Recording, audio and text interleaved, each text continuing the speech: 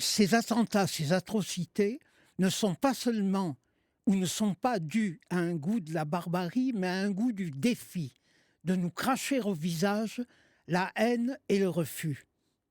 La barbarie quand même aussi, parce que, tous ces atrocités contre les hommes, la barbarie justement contre les lieux, et les pierres, au fond, c'est tout ce drame que vit en ce moment toute la région. Oui, Et si je ne me trompe, dans l'histoire, si on a déjà pillé des villes bien des fois et d'ailleurs Palmyre, elle-même, c'est la première fois qu'on s'attaque à des ruines inoffensives, au fond comme si, la ruine c'était la mémoire de quelque chose qu'il fallait totalement éradiquer? ça c'est le prétexte qu'ils prennent. Palmyre était un monument de la fausse religion que prennent les terroristes.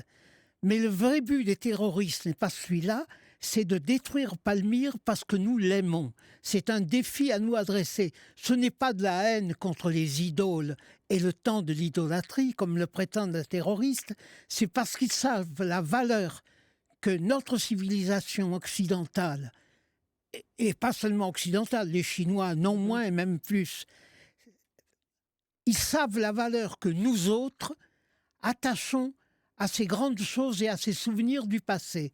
Et ils nous crachent ça au visage, un peu comme on insulterait un être euh, que votre ennemi aime. Oui, vous avez raison sur les idoles parce que quand ils ont détruit l'Arc de Triomphe, c'était pas un monument, religieux au départ, c'est parfaitement civil.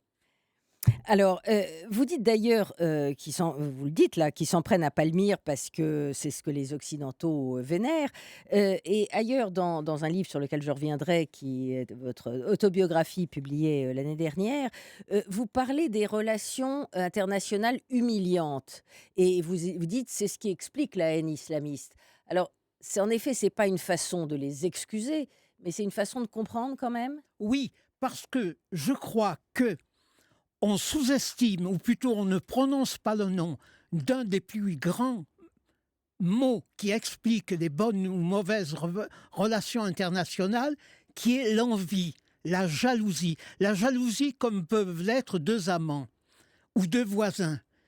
La jalousie joue un rôle que les sociologues et les politologues ne reconnaissent pas ou ne reconnaissent plus et qui joue un rôle considérable.